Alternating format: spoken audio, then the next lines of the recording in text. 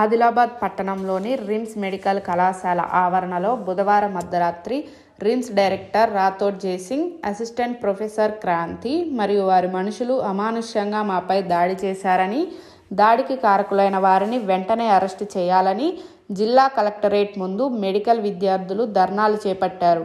కళాశాల ఆవరణలో ఇంత పెద్ద ఘర్షణ చోటు చేసుకున్న రిమ్స్ డైరెక్టర్ ఇప్పటి వరకు ఎటువంటి చర్యలు తీసుకోలేదని విద్యార్థులు తెలిపారు.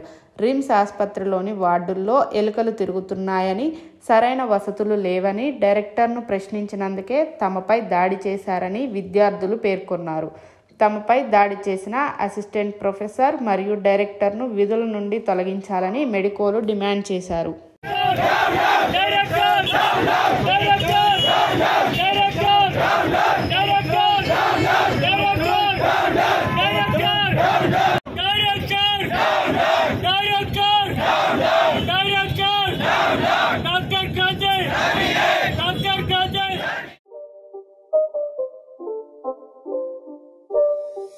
It's not a game, it's a